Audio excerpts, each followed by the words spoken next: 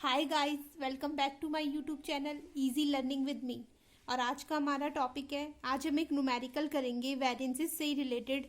Video को start करने से पहले अगर आपने मेरे YouTube channel easy learning with मी को सब्सक्राइब नहीं किया है सो प्लीज़ मेरे चैनल को सब्सक्राइब कीजिए, लाइक कीजिए, शेयर कीजिए और कॉमेंट करके मुझे ये बताएं कि आपको मेरी वीडियोज़ कैसी लगी। Let's start. मैंने एक क्वेश्चन ले रखा है बुक से। इसमें बोला है from the following information calculate material cost variance, price variance, usage variance. और इसने हमें इंफॉर्मेशन दे रखी है। स्टैंडर्ड आउटपुट हमें दे रखा है 100 unit, standard material per unit दे रखा है मुझे 3 kg, standard price per kg दे रखा है 2 रुपीज़, एक्चुअल आउटपुट दे रखा है 80 units, actual price per kg दे रखा है 2.50, एक्चुअल मटेरियल यूज दे रखा है 250 kg। अब हम इसको कैसे सॉल्व करेंगे? करते हैं इसे सॉल्व। सबसे पहले हम एक तरफ लिख लेंगे स्टैंडर्ड और दूसरी तरफ बना लेंगे एक्चुअल। और हमें जो है एक्चुअल कितने केजीज का यूज करना है, कह रहे हैं हमें एक्चुअल कितना यूनिट यूज करना है, कह रहे हैं हमें 80 यूनिट्स का यूज करना है एक्चुअल में।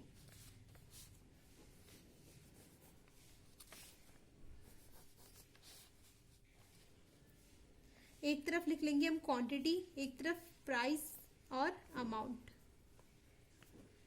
और ऐसे ही एक्चुअल का भी लिख लेंगे क्वांटिटी, प्राइस और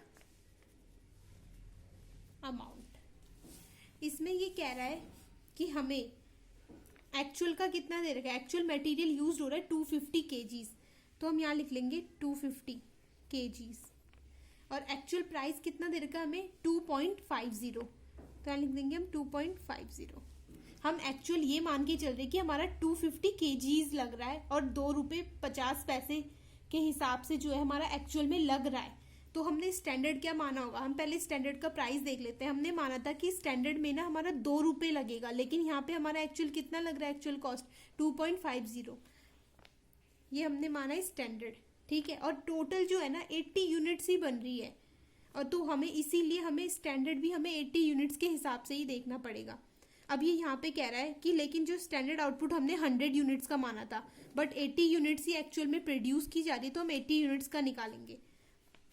और यहाँ क्वेश्चन में बोल रहा है कि स्टैंडर्ड मटेरियल पर यूनिट जो है वो 3 kgs है। इसका मतलब क्या है? इसका मतलब ये कि 1 यूनिट जो है ना स्टैंडर्ड की, वो कितने kgs में बन रही है? 3 kgs में बन रही है।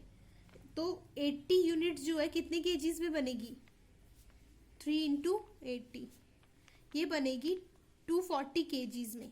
तो हमने जो है स्टैंडर्ड जो है हम 240 kgs का मानेंगे 2 रुपीज़ के हिसाब से। हम मान रहे कि हमारा जो है 80 यूनिट्स प्रोड्यूस करने में 240 kgs लग रहा है, वो भी 2 रुपये के हिसाब से। बट एक्चुअल में हमारा 250 kg लग रहा है और 2.50 के हिसाब से। तो इसीलिए हमारे क्या निकलेगा? वेरिएंसेस निकलेगा। तो हमें वही कैलकुलेट करना है। अब जो है अब हम स्टैंडर्ड का अमाउंट निकाल लेंगे पहले। 240 इंटू में 2 रुपीज़, ये आ जाएगा 480, यहाँ लिख देंगे 480। और एक्चुअल का अमाउंट निकालेंगे 250 इंटू में 2.5, ये आ जाएगा 625, तो हम यहाँ लिख देंगे 625। अब जो है अब हमें क्या निकालना है? पहले हमें निकालना है डायरेक्ट मटेरियल कॉस्ट वेरिएंस। ये क्या होता है हमारा?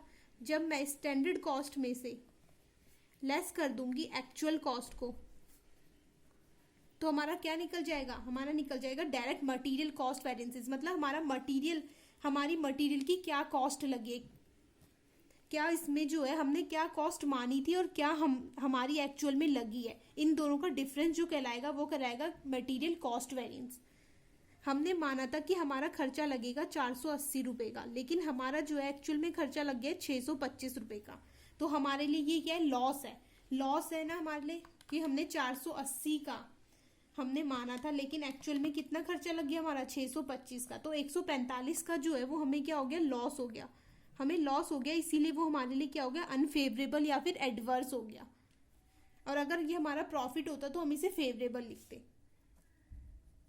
अब जो हमें दूसरा निकालना है वो निकालना है डायरेक्ट मटेरियल प्राइस वेरिएंसेस, कि प्राइस के कारण क्या वेरिएंस आ रखा है, हम ये देख रहे हैं यहाँ पे। तो स्टैंडर्ड प्राइस हमने क्या माना था? इसमें से एक्चुअल में क्या प्राइस लगा है, इनटू में एक्चुअल में कितनी क्वांटिटी यूज्ड हो रही है। स्टैंडर्ड प्राइस हमने क्या माना था, स्टैंडर्ड प्राइस जो है हमने माना था कि हमारा 2 रुपये लगेगा क्वेश्चन में, लेकिन एक्चुअल में हमारा कितना प्राइस लग गया है 2.50, तो यहाँ लिखेंगे 2.50। और एक्चुअल क्वांटिटी यूज कितनी हो रही है, वो हो रही है 250 kgs। तो हम यहाँ पे देखेंगे कि हमने एक्चुअल में माना था 2, लेकिन 2.5 रुपीज लग गया, तो ये क्या हो गया, मान ली लॉस हो गया ना इतने का, इनटू में 250 लॉस हो गया। तो इसका मतलब क्या हो गया, ये हमारे लिए अनफेवरेबल या एडवर्स। अब जो तीसरा निकालेंगे, हम निकालेंगे और डायरेक्ट मटेरियल यूसेज वेरिएंसेस।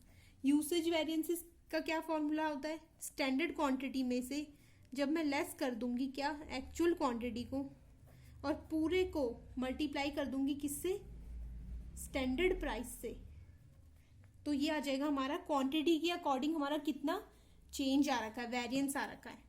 हमारी स्टैंडर्ड क्वांटिटी थी 240 kgs और एक्चुअल में हमने कितनी क्वांटिटी बनाई थी 250 kgs, और स्टैंडर्ड प्राइस हमने 2 रुपये माना था। 240 लेस 250, हमें लॉस हो रखा है 10 का, और कितने रुपए के हिसाब से 2, मीन्स हमें 20 रुपए का लॉस हुआ है, इसीलिए क्या आएगा एडवर्स। अब जो अब हम अपने आंसर को वेरीफाई कर सकते हैं। वेरीफाई हम कैसे करेंगे, डायरेक्ट मटेरियल कॉस्ट वेरिएंस किसके इक्वल होता है, direct material price variance plus direct material usage variance. मतलब क्या है इसका, मटेरियल कॉस्ट वेरिएंस मतलब कॉस्ट के कारण क्या वेरिएंसेस आए हैं, कॉस्ट के कारण क्या वेरिएंसेस आए हैं। कॉस्ट के कारण, कॉस्ट किस किस में लगेगी, प्राइस और क्वांटिटी में, कि हमारे प्राइस के कारण क्या वेरिएंस आई है और क्वांटिटी के कारण क्या वेरिएंस आई, इन दोनों का एडिशन क्या होगा, कॉस्ट वेरिएंस होगा। डायरेक्ट मटेरियल प्राइस वेरिएंस हमारा था 125 एडवर्स, और डायरेक्ट मटेरियल यूसेज वेरिएंस जो था वो हमारा था 20 रुपीज एडवर्स। तो ये हो गया है हमारा 145 रुपीज एडवर्स। क्या हमारा direct material cost variance 145 adverse आ रहा था, आप देख सकते हैं यहाँ पे हमारा 145 एडवर्स ही आता है, इसका मतलब हमारा ये आंसर सही है। अगर आपको मेरी ये वीडियो पसंद आई हो तो प्लीज़ मेरे चैनल को सब्सक्राइब कीजिए, लाइक कीजिए, शेयर कीजिए और कमेंट कीजिए, और बेल आइकन को दबाना ना भूलें ताकि आपको मेरी न्यू वीडियोस की नोटिफिकेशन मिलती रहे। Okay, thank you.